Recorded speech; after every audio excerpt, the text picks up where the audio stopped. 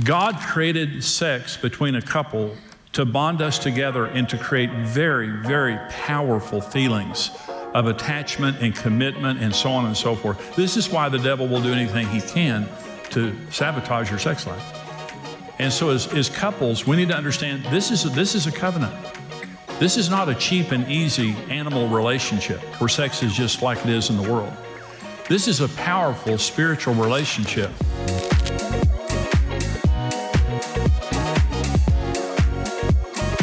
Our society has completely decontextualized sex and marriage. And this was the devil's plan. God created sex for marriage. Now, marriage is a covenant. And the word covenant means to cut. You don't make a covenant, you cut a covenant. God could have made Eve out of the dust of the ground just the way he made Adam. But God cut Adam and took a rib out for covenant. And, you know, men were made out of dirt, women were made out of man's rib. From the very beginning, women were more expensive and more complicated. And so covenant means to cut. And so there has to be blood for there to be a covenant. Jesus said, this is the new covenant in my blood. Now I can't say this kind of a thing in church, but I'll say it in a marriage conference. And that is the first time a woman has sex, her hymen stretches and tears and she bleeds. And there is no scientists are baffled at the existence of a woman's hymen because it has no practical application. God didn't make it for a practical application. He made it to create covenant. And there are still societies around the world that on the wedding night, a woman has to produce a cloth with blood on it, proving that she's a virgin. And it was true during Jesus' time. And so sex creates covenant. Sex is the covenant seal of the marriage covenant, and it's the covenant sign. All covenants have a seal and sign. The covenant seal of the new covenant is water baptism. It seals the deal. The seal means it seals the deal, okay? So you consummate, you get married, and then you consummate your marriage. You seal the deal by having sex. Well, there's also a covenant sign. And the covenant sign says, hey, I'm walking in good faith. I remember the covenant that we have. The covenant sign of the new covenant is communion. Jesus said, as often as you do this, remember me. And so we take communion to remember the covenant that we're in with Jesus. And there's a blessing. Every time we take communion, there is a huge blessing that God pours out on us through that communion, okay? Sex, we don't just have sex with each other to have pleasure. We have sex with each other also to say, I remember.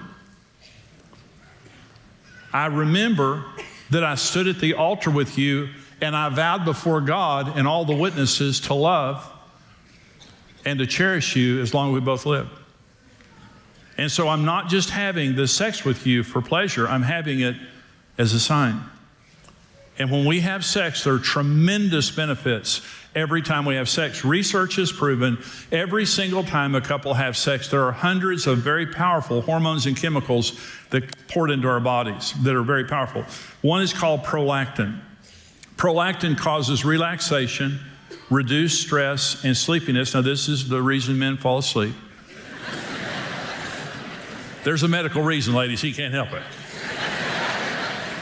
All the guys, I just did you a big favor there, and I hope you remember that. Research proves that prolactin decreases fear and anxiety.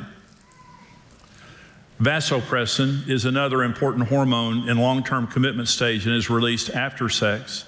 It causes us to bond together and have feelings of commitment and goodwill. Tara Parker Pope wrote a book called For Better, The Science of a Good Marriage. And they have found in science that vasopressin is a hormone that causes two brains to connect. And it actually causes you to find members of the opposite sex less attractive. Now in research, they did research on this, and before sex, they showed people pictures of the opposite sex, and they found them attractive. After sex, they showed them pictures, they didn't find them attractive because of vasopressin. Oxytocin is the cuddle hormone. It's a powerful hormone released by men and women during orgasm. It deepens feelings of trust and attachment. It makes couples feel much closer to one another after they have had sex. And by the way, when a baby is born, oxytocin is released in the mother and child that causes them to bond. This is the bonding hormone, okay? Dopamine, obviously, that's the pleasure hormone. And so it's released also when we have sex. And so what research has proved is God created sex between a couple to bond us together and to create very, very powerful feelings of attachment and commitment and so on and so forth. This is why the devil will do anything he can to, sabotage your sex life. And so as couples, we need to understand this is a covenant. This is not a cheap and easy animal relationship where sex is just like it is in the world. This is a powerful spiritual relationship. And sex is what consummated our relationship.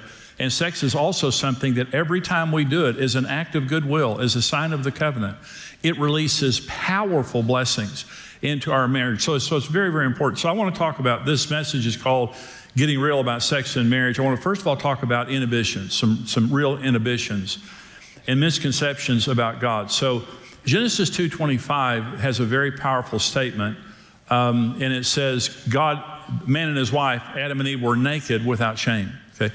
Now, they weren't just physically naked, they were mentally, emotionally naked. Arome is the word there for naked, and it means exposed.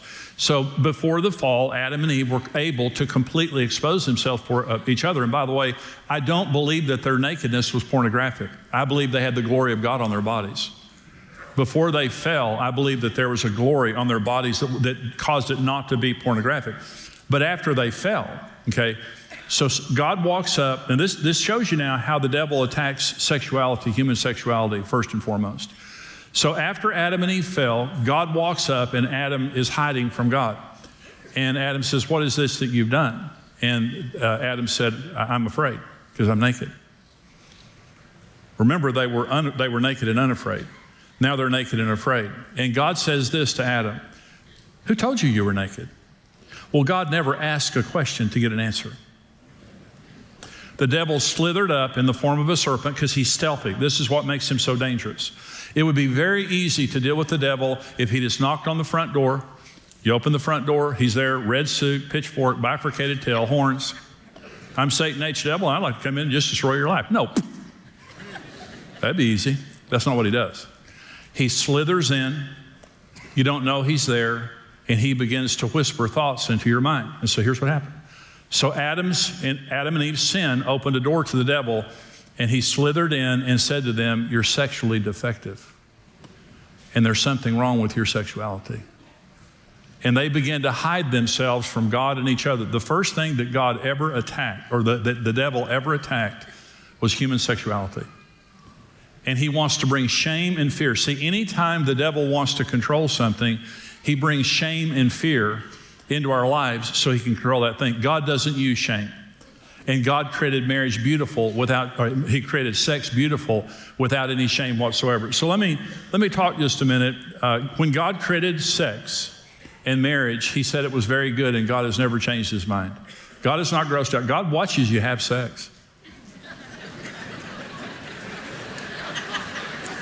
You know that, don't you? He doesn't leave the room. And he can see in the dark and through flannel nightgowns. So, let me talk about the 7 purposes of sex here for just a minute. Because there are many different purposes for sex. Number 1 is reproduction. Let me say something just a minute. One of the horrific things that is happening in America today is the decline in the birth rate. So any time that marriage is threatened in any society, Rome, Egypt, Samaria, all of the great societies that fell from within, any time that marriage begins to decline, the birth rate declines. Let me just say it's real easy math. If there are no children, there is no future. And the first thing that God said to Adam and Eve was, be fruitful and multiply. I want to say something to believing couples.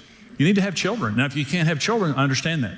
But this is a divine assignment by God. I'm not saying you have to have 7 or 10, but I'm just saying kids are not a burden. Kids are a blessing, and they're the future. And so more and more, More couples are choosing not to have children or, to have fewer children. And they talk about climate change. Oh, we don't want to bring children in this world.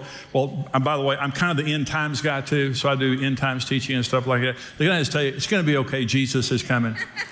He really is. You can bring kids into this world. You really can. Yeah. Almost a third of the Bible is Bible prophecy. Most of it has to do with the times that we're living in. We of all people know the future, and we do not have to be afraid. And so reproduction is a big reason why we have sex. Not every time, obviously, or you'd have a whole bunch of kids. But anyway, okay. Number 2 is comfort. You comfort each other. The hormones and the chemicals are powerful. It's very, very comforting. If you're dealing with anxiety, you need to have more sex. Sensual, number 3, sensual enjoyment and pleasure. Without sex and fun, marriage is a business relationship. You need to be having sex and having fun. Sensual enjoyment. Number 4, self-esteem and confidence. If you don't initiate sex with your spouse, it will affect their self-esteem. And part of pursuing your spouse is letting them know that you're attracted to them.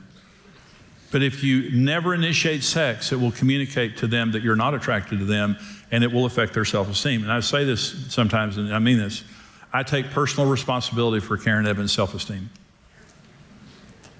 If she has any self-esteem issues, it's not because of me, because I think she's the most gorgeous person in the world.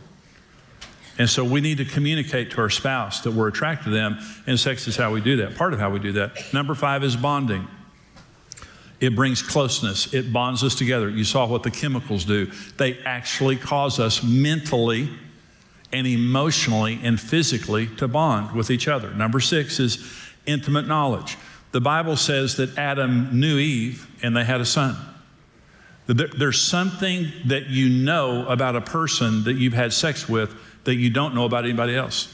There's an intimate knowledge that comes from it that's very important. Number 7 is protection from outside temptation, is vasopressin. And by the way, this is a very important scripture, 1 Corinthians 7:5. So the Apostle Paul in 1 Corinthians 7:5 says this: when you get married, you don't have authority over your own body anymore, but your spouse does, so that you can get your sexual needs met. When I talk about the law of partnership, which is the 3rd law in my book, the 4 Laws of Love, when you get married, the law of partnership is so profound. They two shall become one flesh, is that you lose the right over your own body sexually. Now, this is not a right for abuse. It's not a license for abuse. You can't abuse your spouse, but it's giving your spouse conjugal rights. See, when you get married, you swear fidelity. I can't shop in any other stores. I can't meet my own needs. If I could meet my own needs, I wouldn't get married. And so I have sworn fidelity to your store. And if there's a close sign on it for a long time, I'm sunk. And so I've just got to know, if I'm going to swear fidelity to your store for the rest of my life, that there's not a lock on the door, that I can push that door open when I need to. Not in an aggressive way, not in an appropriate way, but we share ownership of each other's body. Another way to say it is this is your body.